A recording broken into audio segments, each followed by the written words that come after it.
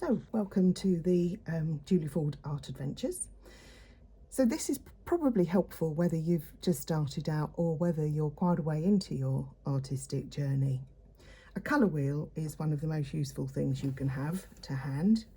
And when we first start out, the temptation is to run out and buy as many colours as we can. So something like this, and I have lots and lots of tins of watercolour pans.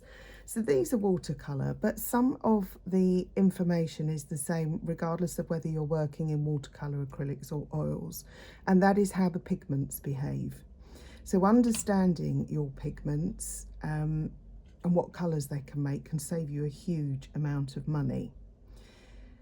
There is a lot of information on the tubes of your colours, how light fast they are, the pigment name and number, and whether it's transparent or opaque. In watercolour there aren't many opaque colours, mostly the cadmiums and yellow ochre tend to be opaque, and opaque means if I were to draw a black line and paint over it you wouldn't be able to see through it. So one of the beauties of watercolour is its luminous, its translucent quality, so most of them are transparent. The other thing is to know which pigments are in your paints, because if you buy cheaper colours, if you buy a cheaper range, they will mix two cheaper pigments to make one single colour.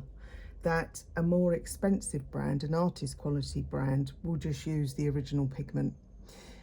The problem with using the cheaper brands is they are full of fillers, so it's much harder to get the colour out, and they use multiple pigments to create colour, and that leads to mud when you're colour mixing.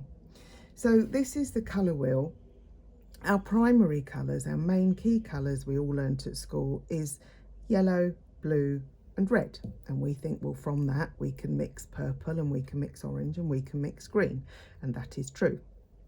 But what sort of purples, oranges and greens will depend on the type of red you're using. So on this colour wheel, I don't need any greens or oranges or purples or blue-greens.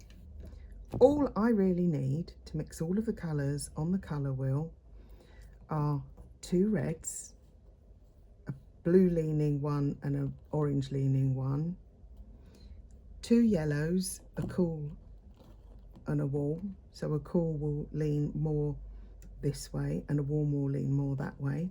And the same with my blues. So this is a Sennelier set that has pretty much everything you want in it. So these would be considered warm colours, these would be considered cool. There's a lot more information on that I'm not going to go into at the moment. The only other colours I would add to this set to start with would be a burnt umber and a burnt sienna.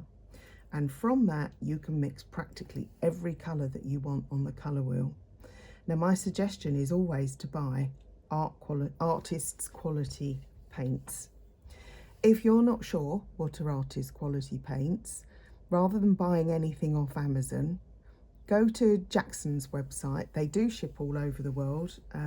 I'll put a link in, but Jackson's website, if you find a brand on there, you can then either buy it straight from Jackson's, they ship everywhere, or see if you can find it elsewhere for less money. It depends which country you're in as to which brands are more expensive and less expensive, depending on where you are, in what part of the world, and which companies produce paint. So, you know, Holbein's produced in Japan, Sennelier obviously in France, and Winsor & Newton in the UK.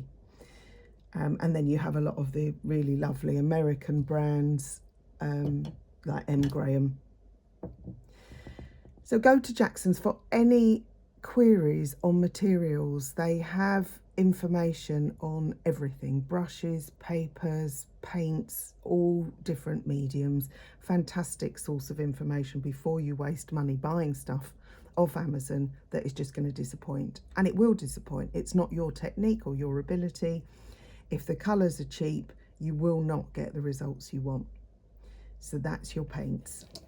That's how to get started with the minimum number of paints.